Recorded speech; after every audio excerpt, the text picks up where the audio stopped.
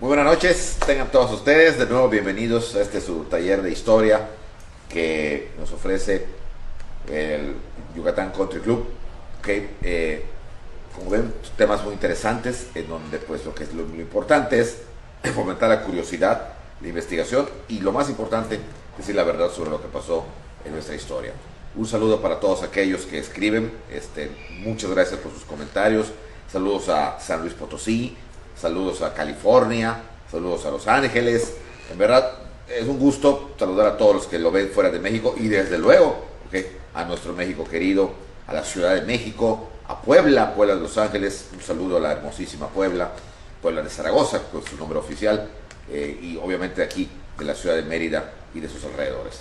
Bienvenidos todos y vamos a entrar a un tema interesante, pero prepárense, si tienen sus palomitas allá, pues que las coman de una vez, porque se les puede atragantar con lo que vamos a ver. Hoy nos toca ver la guerra con los Estados Unidos. Una guerra que casi, y yo diría que quitándole el casi, fue toda una presentación, una obra teatral, algo que estuvo planeado desde que los Estados Unidos fomentaron el Estilo Manifiesto en 1812 y que vieron la mejor oportunidad ahora, en este momento en que México estaba en un caos, en una anarquía política, económica, social e inclusive humana. Era el momento de llevar a cabo la idea de Jefferson, la idea de Poinsett, la idea de Zavala, la idea de Gómez Farías, la idea de los tanto americanos como mexicanos proamericanizados. No quiero ser tan peyorativo ni tan calificativo llamándoles traidores, aunque dicen por allá que el pan pan y el vino vino. Pero era el momento de aplicar esto. De todos los que mencioné, el único que estaba en activo para preparar este atentado contra su propia patria era el doctor Valentín Gómez Farías, quien precisamente se le ha puesto como un gran héroe, y la mera verdad, era un mentecato. Bueno, en fin, vamos a empezar a ver cómo fueron los que quedamos la vez pasada. Nos quedamos la vez pasada que Estados Unidos había anexado Texas y se había agarrado un trozo del estado de Coahuila y ahí había dicho que esto era Texas. El presidente Paredes, furioso, no está de acuerdo. Hay un pequeño zafarrancho en la que entre comillas llamaban a los norteamericanos frontera, pero que realmente no era frontera, era de México. Muere un norteamericano y esto fue el casus belli para que se declarara la guerra Estados Unidos contra México. Estados Unidos considera que México ha invadido su territorio, ha asesinado a un norteamericano y que esto se paga con sangre. Y entonces Estados Unidos le declara guerra a México, con todas las ventajas del mundo, porque bien sabía el presidente James Knox Polk que México estaba en total anarquía. O sea, la ventaja desde ese momento, de esa primera guerra ya formal internacional que tiene el ejército norteamericano, tenían que entrar en una guerra con ventajas, como lo hicieron siempre las guerras internacionales, como ya comentamos, tanto en la Primera como en la Segunda Guerra Mundial, entraban aventajados. Y lo mismo van a hacer aquí. No podían perder. Había que demostrar a sus propios soldados, a sus propios ciudadanos, que ellos eran la raza superior y el pueblo elegido por Dios. Así lo pensaban. Entonces había que declarar guerra y con la misma declaración se le encomienda al general Zachary Taylor, que era un amigo muy cercano del presidente Polk. De hecho se presentaba como futuro candidato para ser el próximo presidente de la República de los Estados Unidos, para que lograr la anexión de la mayor parte del territorio mexicano. Y ya comentamos que Taylor empieza su avance por el norte de la República. Paredes, sin pensarlo más, se dirige a defender esa parte, y aquí viene toda esa incongruencia que da, donde Gómez Farías queda como vicepresidente. Hay quien me ha preguntado, bueno, ¿y qué hacía Gómez Farías? No, que estaba en Washington, sí, pero había regresado, apoyado por el Partido Federalista. Y aquí hay que entender una cosa. Cuando entra y penetra a México la masonería, vía Poinsett principalmente, cuando ya se oficializa la masonería, se convierte en un partido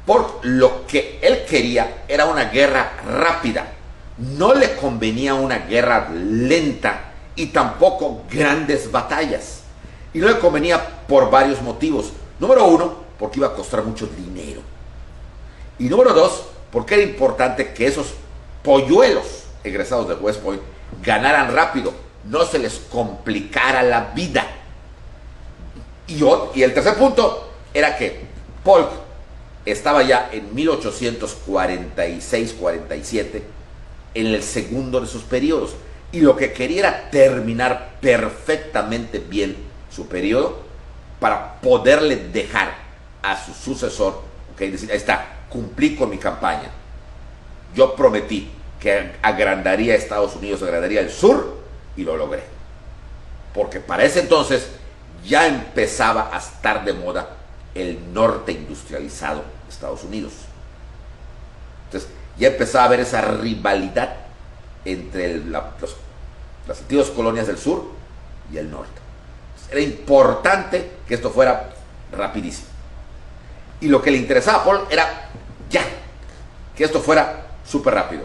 Y es acá cuando Paredes, que se declara borbonista, Gómez Farías lo declara traidor, porque precisamente estaba apoyando la idea de un príncipe extranjero, lo cual aquí nos morimos de risa, porque si había algún traidor era Gómez Farías.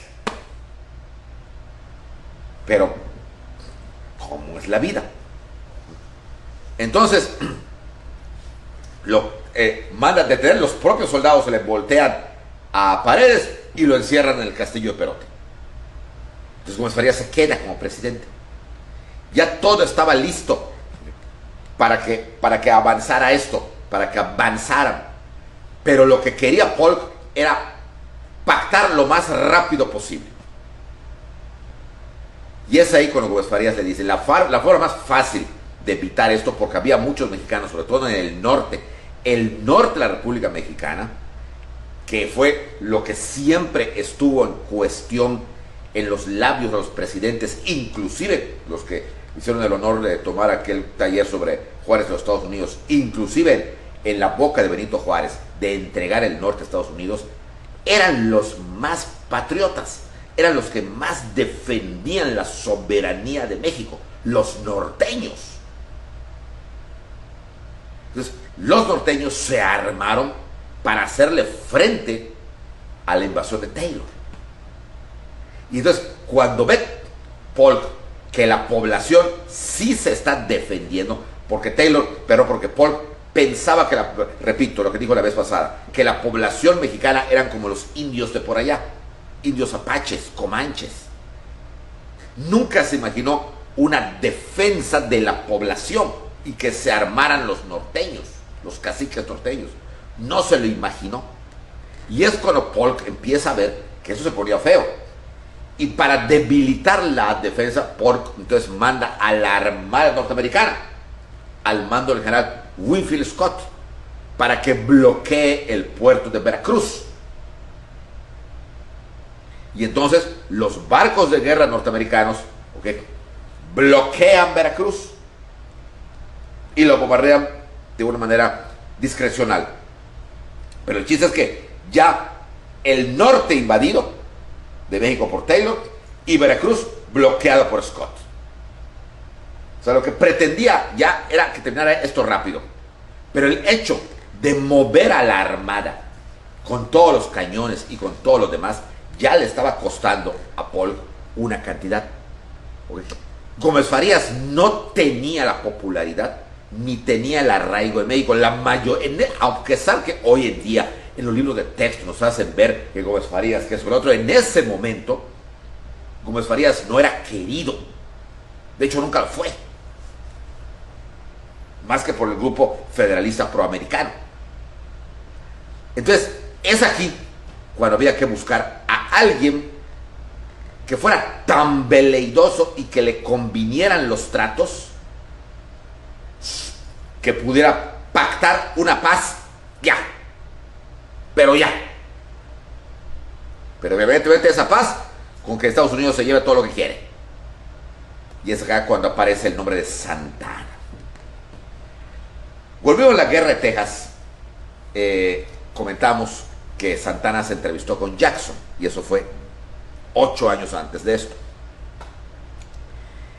No se sabe qué se pactó, pero muy probablemente sí, los americanos en la Casa Blanca sí sabían que se había hablado entre Jackson y Santana, y por eso se van a decidir. Por eso les dije yo que los hechos van a hablar de ese secreto, de esa secreta conferencia entre ellos dos. Los hechos van a hablar, y Polk decide buscar a Santana. Y aquí vienen las cosas que vamos a analizar. Polk era el presidente de los Estados Unidos de Norteamérica. No tenía por qué buscar a un individuo que ni era presidente, perdón, como era Santana, que ni estaba en México y que en este momento no tenía, perdón, ninguna función política ni militar. Estaba en Cuba pasando una temporada, se auto había desterrado y estaba ya con sus gallos de pelea y con algunos amigos. La primera pregunta que lamentablemente no se hicieron los mexicanos en ese día: ¿qué fue a hacer un enviado norteamericano, a hablar con un individuo que era tan ciudadano y aún quizá menor porque estaba desterrado en Cuba? Aquí nos demuestran dos cosas. Uno, que es muy probable que 8 años antes Santana hubiera pactado algo verbalmente. Y dos, que Gómez Farías no tenía ni la fuerza ni los medios para pactar con los Estados Unidos. Y entonces se envía a un agente secreto, y algo tan secreto, que fue el capitán Mackenzie, para que se vaya a La Habana a, como si no quiera cosa, a buscar a Santana y a entrevistarse con Santana. Y aquí vienen las cosas. 1800, principios de 1847. Santana estaba en La Habana. Sabía que había que estaban siendo invadidos los, que México está siendo invadido. Claro que lo sabía. Por el norte, Taylor había empezado el ataque desde 1846. Y ahora, en el 47, ya estaba bloqueado Veracruz. El que lo sabía, lo sabía. Y no hizo nada. Otra cosa rara, que se sepa, no hizo, o sea, se quedó allá.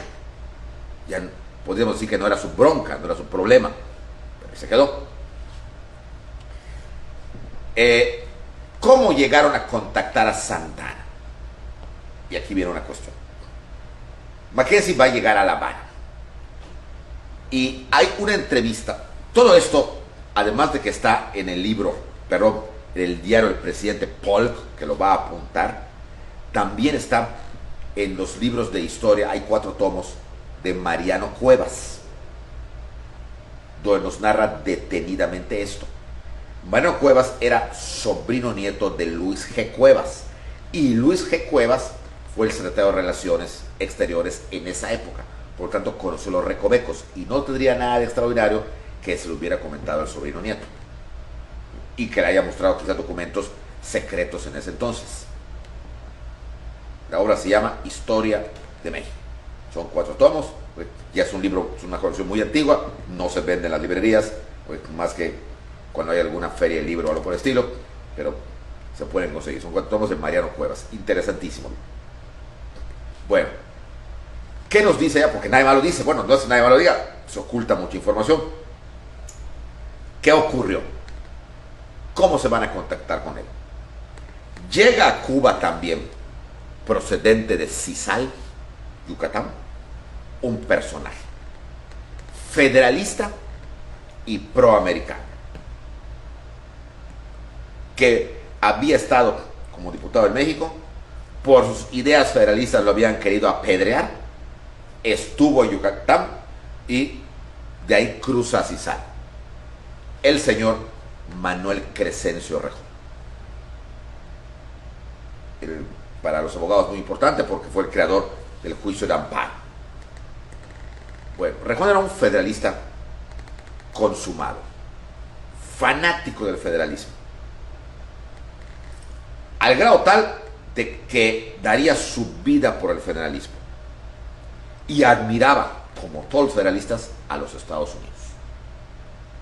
No era quizá un proamericano dedicado como su coterráneo Zavala, pero sí consideraba que el federalismo era la mejor cuestión. Y otra cosa, pertenecía al grupo yorquino de los masones yorquinos y constantemente tenía contacto con la Junta Anfictiónica Masónica de Nueva Orleans, que en ese momento era la que manejaba el pandero para debilitar a México y poder adueñarse de propiedades o de territorios de México.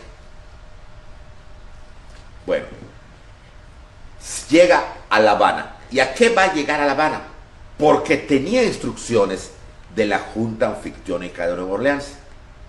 ¿Y por qué de Nueva Orleans? Porque Polk era gran maestra de la masonería y por lo tanto también daba instrucciones a la Junta Anfictiónica. Y entonces había que contactar vía Rejón a Santa Anna. ¿Y por qué vía Rejón? Por varios motivos. Uno, porque Rejón era federalista fanático. Dos, porque sabía inglés. Y tres, porque conocía a Santa Anna.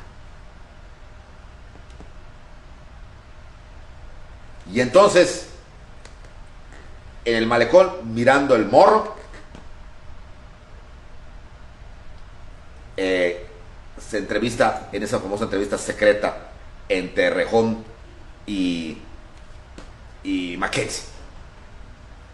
Y es Rejón el que se contacta con el secretario Arreguín de Santa Anna y es el que le informa que quiere una entrevista, que Mackenzie quiere entrevistarse con Santa Anna. Fíjense muy bien, los norteamericanos querían una entrevista. Santa Anna dice, claro que sí. Y se realiza la entrevista. Según Mariano Cuevas, en esa entrevista estuvieron presentes los siguientes personajes.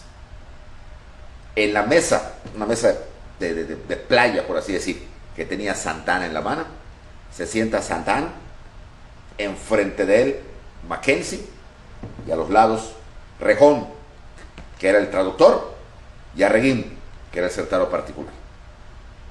De los tres que están allá, el único que va a escribir lo que pasó, que también hay que tomar en cuenta quién lo escribe, porque Santa Anna no lo dice en sus memorias, lo escribe Mackenzie. Y es Polk el que transcribe en su periódico lo que le dijo Mackenzie, que le dijo Santa Anna. Rejón, que era tan buen escritor, no escribió. Lamentablemente, Rejón va a morir al poco tiempo. Ya no vio muchas cosas. ¿Okay? Y a reír, pues no. Bueno, ¿qué pasa en esa entrevista? Gracias al diario de Polk, en su apéndice J, sabemos lo que se dijo en esa entrevista. Algunos autores que intentan, vamos a llamarle, tratar de que no salga tan majado Santa Anna, dicen que le pudieron haber inventado muchas cosas, porque al fin de cuentas los que hablan de esa entrevista son dos norteamericanos, Mackenzie y Polk, y por el lado mexicano nadie dice nada. Sea como sea, es la única fuente primaria escrita por unos personajes directamente involucrados que hay, y ya queda a su criterio si debemos creerla o no. ¿Qué dice? Es lo que les dije, que se agarren porque viene lo feo. Según lo que dice Polk, que Santa Anna les dijo que sí está de acuerdo en que sea una guerra corta, pero que él tiene que llegar a México como presidente de la República, y que si querían que él solucionara el problema, tenían que llevarlo a México, puesto que él no podía pasar, puesto que los barcos norteamericanos estaban bloqueando Veracruz. Primera cosa que dice, que me lleven a México. Ojo ahí, ¿quién lo iba a llevar? Los norteamericanos. ¿Cómo lo llevaron? Dos, Santa Anna habla que llegando él puede proponer, puede prometer que va a recibir un gran aplauso porque los mexicanos lo adoran. Decía la verdad. El populacho adoraba a Santana. Por lo tanto, iba a ser fácil llegar a la presidencia. Tercero, inmediatamente no se iba a hacer la paz, porque mis compatriotas, así dicen, pueden hacerse una mala opinión de mí, de que yo ya pacté con ustedes. Entonces tenemos que hacer como si estuviéramos peleándonos. Vean qué terrible la cosa. ¿Cuántos los mexicanos hubieran sabido esto? No hubieran dado su vida por esto. Tengo que enfrentarme a su ejército para que la gente se haga una buena opinión de mí. Y quiero que ustedes en sus periódicos de Estados Unidos fomenten que soy un patriota y que soy el mexicano que más entiende a sus compatriotas. Textual lo estoy diciendo. Siguiente. Para que la guerra fuera un montaje, como lo va a hacer Santana, ¿okay?, en cartas en clave, le iba a pasar a Mackenzie los lugares por donde podía atacar y en la época en que más se podía atacar, donde era más fácil acomodar al ejército norteamericano y donde era más fácil, ¿okay?, derrotar a los mexicanos. Y ya, cuando el ejército norteamericano hubiera, y lo dice, hubiera avanzado hasta las garitas de la Ciudad de México, entonces todos nos veremos obligados a hacer la paz. Pero la guerra iba a ser un montaje. O sea, una obra. Si esto fue así, qué poca, pero qué poca, de Santana y de los Estados Unidos. Porque hubo mucha gente que de buena fe defendió el país sin saber que ya todo estaba pactado. De antemano estaba pactado todo. Qué terrible la situación. Ahora vamos a los hechos. Eso es lo que Mackenzie dijo y lo que escribió Polk y lo que está escrito en el apéndice J del diario del presidente Polk. Ahora vamos a los hechos. Pasaron los puntos que dice Mackenzie que Santana acordó con él. Sí. Eso es lo más triste. Sí ocurrió. Y vamos a ir punto por punto. El primero, Santana llega a Veracruz, procedente de La Habana, desembarca en Veracruz y la multitud lo recibe como un héroe. ¡Viva Santana! ¡Viva! ¡Hurra! ¡Bravo! ¡Jijiji! ¡Jujuju!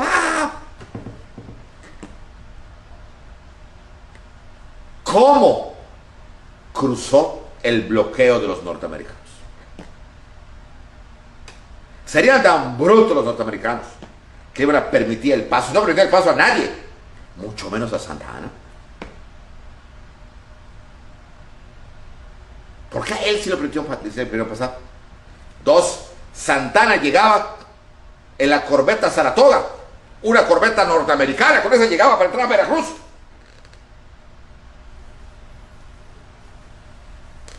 Bueno, y los mexicanos no se dan cuenta. Eso es lo que yo quisiera saber. Es lo que pasó hace casi 200 años. Poco más, un poco menos, 180, 170 y tantos. O sea, ¿cómo no se dan cuenta? ¿Cómo no se dan cuenta? O sea, y lo dejaron. Y Santana, ya empoderado, con la popularidad que tenía, porque hay que reconocer que el tipo era carismático. El tipo, lo que en el México antiguo le llamaban al populacho, le decían la canalla andrajosa y hambrienta, así le decían. Daba su vida por Santana, Santana, Santana. Y Santana de su carruaje agarraba unas moneditas y ¡ay! Las tiraba y todos tiraban. Hasta vergüenza da. La ignorancia del pueblo en la que siempre estuvo sumido y sigue estando.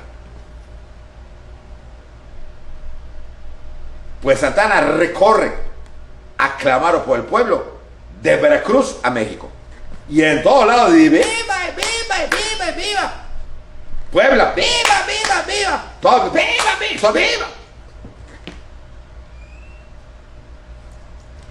Entonces, ¿cómo nadie se captó la jugada que venía en una corbeta americana y además les dejaban el paso abierto a los americanos?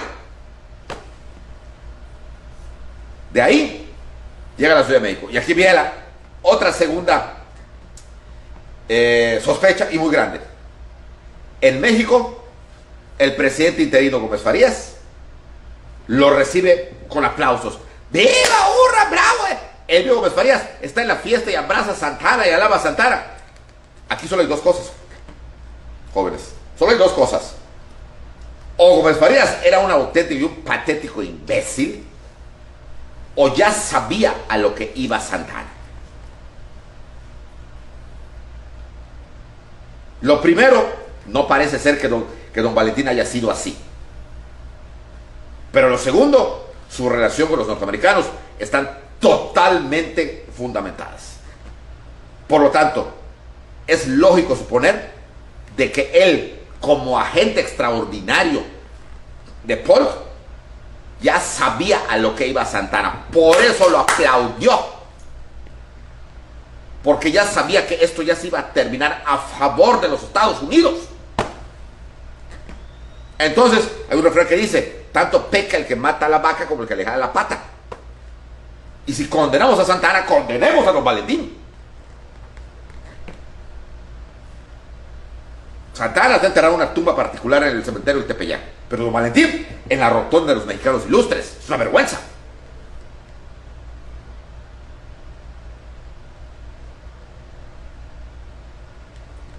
Pero, como todo era un pacto, Santana igual lo abraza, porque tampoco, si no se llevaban, por Dios, se dan un abrazo, ya, un beso y todo lo que ustedes quieran, va, viva, hurra, bravo, lo demás acá.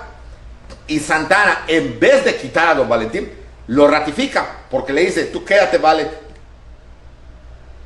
yo me voy a combatir al norte, voy a pelearme con Taylor, conmigo no van a poder los norteamericanos. Todo era una farsa, al menos así parece.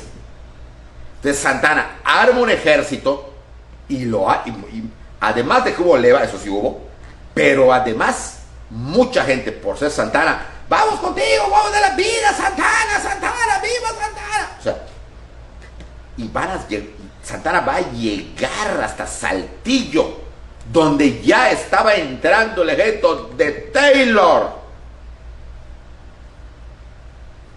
Y empieza entonces lo que sí es verdad, lo que se sospecha y lo que fundadamente dice esa carta agregada en el diario del presidente Polk en el apéndice J. De plano, repito, qué poca, pero qué poca, ya saben qué, de Santana. Porque empiezan las increíbles derrotas de Santana.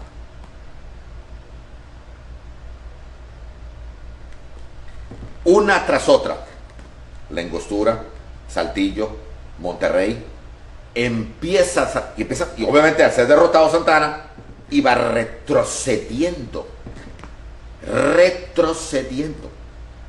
tremenda y totalmente. Pero eran batallas que, según las partes de los generales subalternos que existen bien guardaditas en el archivo militar del Campo de Marte en la Ciudad de México, y que alguna vez sirvieron para hacer fuentes de estudio, dicen ahí que batallas ganadas ya, o sea, Santana las perdía. Ya estaban ganando y de repente, no, estamos perdiendo, retrocedamos. Y se retrocedía. El maestro e historiador, que ya murió hace muchos años, don Benjamín Arredondo, publicó la carta El diario de un soldado, no me acuerdo su nombre, X, no lo recuerdo en este momento, pero vamos por decir Juan Pérez, ¿no? Donde le escribía a su familia, de las pocas cosas de particulares que se rescataron, donde le decía, él la reproduce, donde decía a su familia que no entendía por qué estaban retrocediendo, porque decía, ya hemos ganado la batalla, pero el general en jefe, nuestro amado general Santana, nos ordena retirarnos, y cuando ya se habían retirado las tropas enemigas, retoma nuestro lugar. O sea, la sospecha del propio ejército del soldado raso ya era muy grande. ¿Qué pasa? ¿Por qué estamos pierde y pierde y pierde? Algunos autores que traten de proteger a Santana hablan de la impericia del general Santana. Eso ya no es impericia, señores, esto ya es imbecilidad. Puede ser que Santana no haya sido un genial militar, pero está pierde y pierde y pierde, y sobre todo el denominador común de todo lo que se ha averiguado: batallas ganadas las perdía don Antonio, y se iba a retirar. Entonces cuando se retiraba ocupaban todo, La Angostura, Saltillo, Monterrey, pim, pim, pim. Cuando llega a Monterrey, ya la sospecha de que Santana estaba de acuerdo con los norteamericanos era Vox Populi. Fíjese muy bien, no es de ahora esto, desde ese momento ya era Vox Populi. Y Santana se da cuenta que sus propios soldados estaban dudando de él, de que había un acuerdo secreto, porque nadie comprendía cómo es que estaban en plena, no ganaban una, en plena retirada, y mientras más se retirase, más se acercaba Taylor hacia la Ciudad de México. Y entonces Santana ya empieza a dudar. ¿Qué pasa? Le cae de perlas una situación que en México un grupo de jóvenes de la alta sociedad, muy católicos, deciden alistarse al ejército, quieren ir a combatir a Santana, con Santana. Este grupo era un grupo de jóvenes que, así como hoy se les podría llamar los millennials, en esa época se llamaban los polcos, porque el baile de moda de la juventud rica de México en ese entonces era la polka. Y entonces ellos eran famosos bailadores, todos ellos.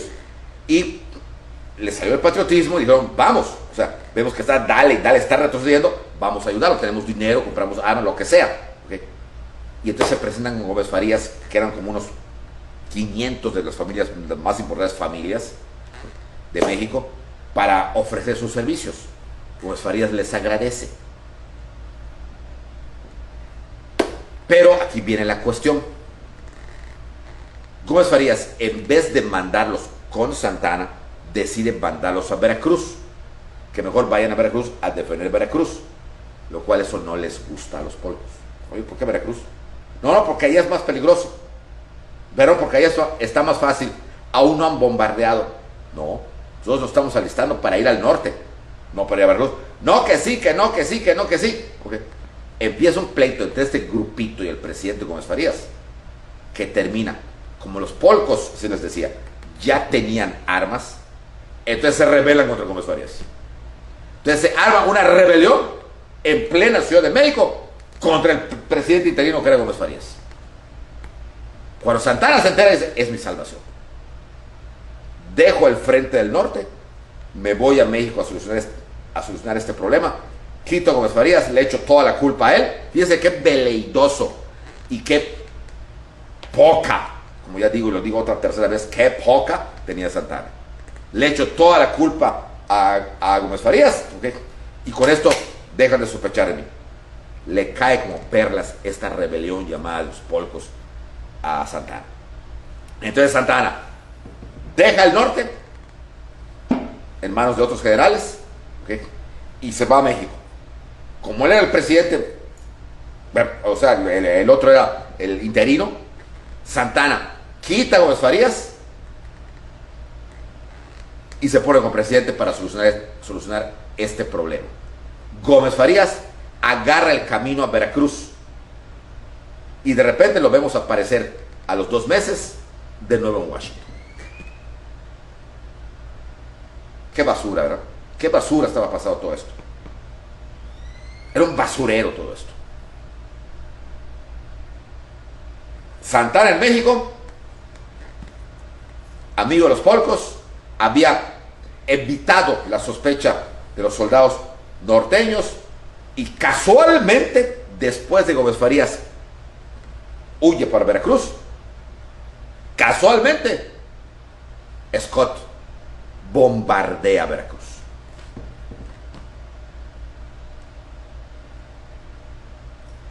¿Casualidades? En la guerra hay casualidades.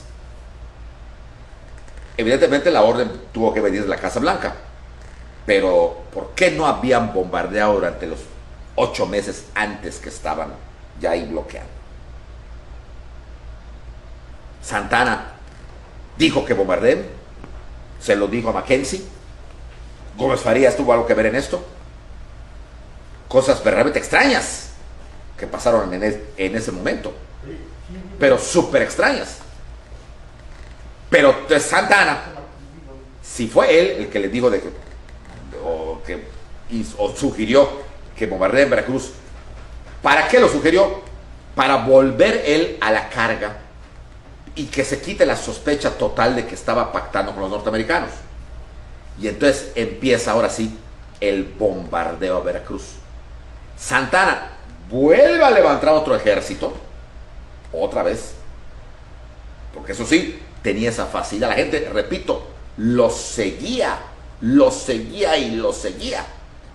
Vuelve a levantar el ejército y se va a Veracruz. Y ahí las batallas son seguiditas, muy rápidas todas. Las batallas, pero así, seguiditas. Cae Veracruz.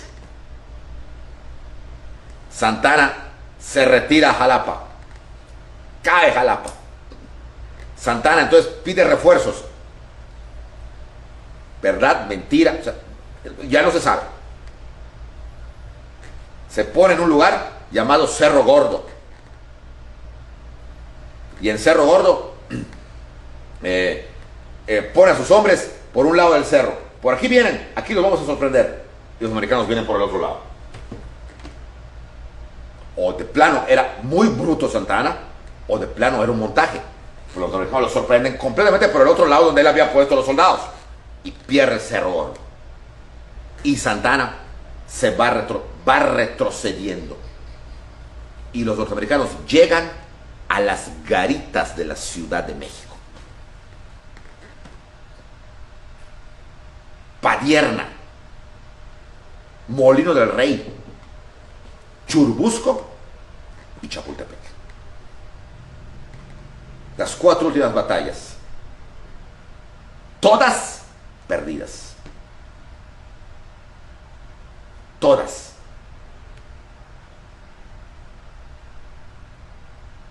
Terrible la cosa. Santana, después de la derrota de Padierna y Molino del Rey, se encierra en la capital, según él, para proteger la capital. Y pide que los norteamericanos que vendrían por el lado del sur, o sea, por el lado de Churubusco, de Coyoacán, había que detenerlos. Y le encarga al general Pedro María Anaya que defienda el fuerte de Churubusco, o el convento, ex convento de Churubusco. Y ahí se va a meter él, pidiéndole a Santana que mande refuerzos. Santana nunca le mandó refuerzos. Ahí hay una anécdota, una historia muy tierna y muy leal, donde un grupo de soldados irlandeses, el batallón de San Patricio, que venían con los norteamericanos, al ver la injusticia de la guerra, se pasan con el ejército mexicano, todos. Se pasan para apoyar al general Anaya, Pedro María Anaya. Y pues como ustedes saben, Pedro María Anaya les digo, nada más que saben ustedes que al apoyarnos, si perdemos y los hacen prisioneros, ustedes son desertores y son traidores, sí lo sabemos, pero estamos viendo que esto es una guerra muy injusta y además nosotros la entendemos como una guerra de luteranos contra católicos. Y nosotros irlandeses somos católicos. Lo cual, a Laya les digo, pues prepárense, ¿ok? Había pedido municiones a Santana, y Santana sí se las mandó, pero de otro calibre, o sea que no les sirvieron las municiones. ¿Y esto qué hacemos? ¿Qué hacemos? Y cuando se desgastan las balas y las municiones, y lo único que les queda son las municiones de los irlandeses, entonces la batalla fue cuerpo a cuerpo. Y los norteamericanos, cuando ya los americanos no tenían con qué disparar, porque Santana no les envió lo que debía enviarles, entonces se rinde el fuerte Churubusco. Y es acá donde viene aquella famosa anécdota, que cuando el general Scott, junto con el general Twiggs, entran a Churubusco y capturan, o sea, hacen prisionero a Pedro María Anaya, le preguntan, ¿where is the arm? ¿Dónde está el parque? ¿Dónde están todos las armas y todo lo demás? Y que contesta, ya que se lo traducen, Churubusco contesta, el parque. O sea, no vayan a sacar un parque de juegos, ¿no? El parque de municiones. Que le digan a ese señor que si los hubieran mandado parque, no estarían ellos aquí. Esa famosa frase que hemos escuchado alguna vez que dijo don Pedro María Anaya. De Churubusco, ya estaban, hoy Churubusco está en México, porque en esa época no, se dirigen directamente a la Ciudad de México y el único lugar que quedaba era Chapultepec. El castillo de Chapultepec era el último lugar que quedaba, con la diferencia de que Chapultepec no era un fuerte en donde estuviera el ejército mexicano. Los norteamericanos no tenían por qué saberlo, y parecía un fuerte realmente, pero en ese momento en Chapultepec se había, desde la época de Vicente Guerrero había decretado el castillo pasaba a poder del ejército. El castillo de Chapultepec había sido construido a finales del siglo XVIII por el virrey Revillagigedo como una casa de campo que estaba en lo alto, en un cerro que los indígenas le llamaban Chapultepec, que significa cerro de Chapulín o cerro de los grillos, y ahí estaban ellos, pero nunca lo terminó y quedó como un elefante blanco, y ahí estaba cuando vino la independencia. Entonces no sería para nada. Entonces cuando Guerrero fue presidente, lo va a expropiar y se va a convertir en el colegio militar, y ahí estuvo. No vayan a pensar que lo que se desarrolló ahí, la famosa batalla que tanto nos hablan en primaria, principalmente de los niños héroes, fue el castillo tal y como está ahora. No era así. Cuando pasó lo de los niños héroes, el castillo era un caserón, era un fuerte todo, feo. El castillo que hoy conocemos y visitamos fue hecho y acondicionado por Maximiliano y Carlota, y sobre todo por Porfirio Díaz, que sí, sobre la base del antiguo colegio militar, pero no van a pensar que lo que vemos y que donde están allá los corredores, ahí vio la matanza, y que no fue ahí, sí, era un fuerte tipo medieval, que era lo que había en ese entonces en el castillo. Entonces, pero era un colegio militar, y ahí se encontraban, era septiembre, y ahí se encontraban en ese momento alrededor de 150 cadetes, que la historia les ha llamado niños héroes. Muchos dicen que ni eran niños ni eran héroes. Bueno, entonces, ahí ya eran días de clase. No está claro si ellos se quisieron quedar, como nos dicen los libros de texto, para defender el castillo, o simplemente no pudieron salir. Lo más aceptado por la mayoría de los historiadores serios es que el director, que era Nicolás Bravo, tardó en decidir qué hacer. Y cuando decide, porque sí lo decide, que todos se vayan porque no eran su obligación defender nada, eran maestros y eran estudiantes, bueno, militares sí, pero no tenían la misión, no eran parte misma de la defensa de nada, ya no pueden salir, porque los norteamericanos ya están rodeando el cerro y ya no pueden salir. Entonces se quedan. El ataque fue el 13 de septiembre de 1847 y fue un ataque muy rápido. Rápidamente los norteamericanos suben. El castillo estaba rodeado por una guardia de soldados. Quizá eso confundió al ejército de Scott. que vio soldados y pensó que adentro había soldados, era otra resistencia, pero no fue así. Entonces cuando matan a la guardia y ya entran al castillo, fue muy rápida la acción y al principio no se dieron cuenta que eso era un colegio, una escuela, y disparan. Había en ese momento, según se dice, alrededor de 150 cadetes, más los maestros. Cuando se dan cuenta los generales americanos que no son soldados y que son chiquitos, es cuando hacen el alto al fuego. Pero ya se habían echado algunos, los clásicos que nos han enseñado, más algunos maestros, como el coronel Xicoténcatl o como el coronel Juan Crisóstomo Cano y Cano, que murieron en el castillo. ¿Ok? Bueno, entonces la leyenda de los niños héroes, ¿es verdad o es mentira? Es mitad verdad y mitad mentira.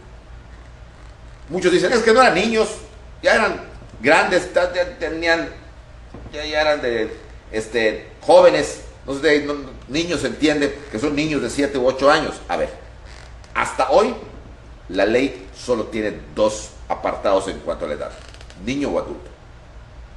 Y eres niño hasta los 18 años y adulto a partir de los 18.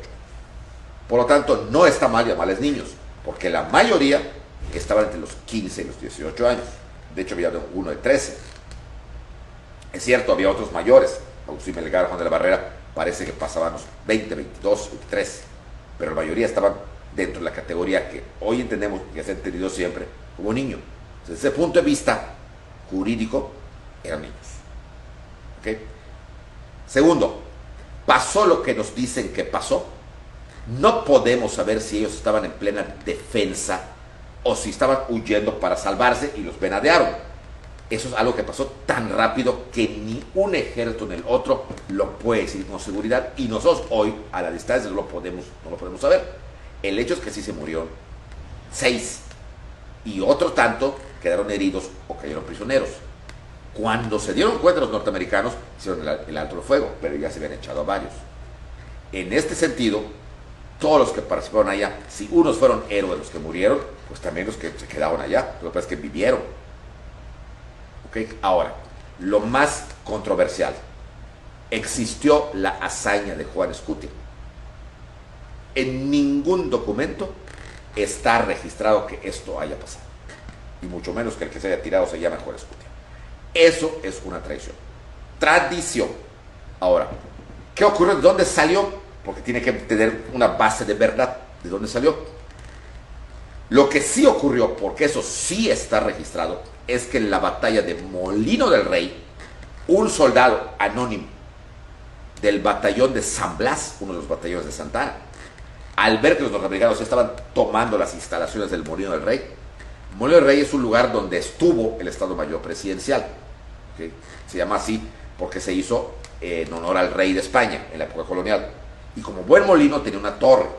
En esa torre, ¿okay?, estaba la bandera mexicana. Entonces, cuando estaban los norteamericanos tomando ya todos y matando a todos en la batalla del Molino del Rey, unos días antes de la batalla de Chapultepec, un soldado subió a la torre para defender la bandera. Eso sí, volvemos para bajarla. Y en ese momento lo mataron y cae con la bandera. Eso sí está registrado, pero no lo de Chapultepec. Ahora, ¿qué ocurrió? Que las noticias iban llegando a México, a la Ciudad de México, demasiado, sí, tan ateperetadas. Y pasó esto, pasó lo otro, pasó aquello, ¿okay? Y pasó un soldado, se tiró y salvó la bandera. Cuando llega también la noticia de los jóvenes. Y pasó esto. Y entonces es muy fácil que se hubiera mezclado con lo que pasó con Chapultepec, y de repente el chisme fue, sí, y se tiró de la bandera en Chapultepec, en vez de decir Molino del Rey. Y se tiró, sí, y era un niño, y de ahí, bam, bam, bam, bam, bam, bam. Y hoy en día, pues ya le pusimos nombre, apellido, cara y todo, y que pasó en Chapultepec, es el más juez. Pero que quede claro, si estamos hablando de un taller de historia serio, no hay una fuente que lo diga tal cual. Pero sí hay el razonamiento de pensar que se pudieron haber referido al personaje anónimo que lo que hizo eso en Molino del Rey. Después de la batalla de Chapultepec, ya no había defensa. México era el camino libre a la Ciudad de México. Y el 16 de septiembre, machetazo a caballo de espadas, de 1847, el ejército norteamericano al mando del general Scott ocupaba la Ciudad de México. México era un país vencido y ocupado por el enemigo. Scott arriaba la bandera de México y en Palacio Nacional ondeaba la misma fecha de su independencia, la estrella de las barras y las estrellas. México perdía la guerra. ¿Y Santana? ¿Y los mexicanos? ¿Qué ocurre? Ahora va a venir la parte más vergonzosa que se va a dar en esta triste historia para terminar con un final macabro. Pero esto lo vemos la próxima semana. Muchas gracias y muy buenas noches.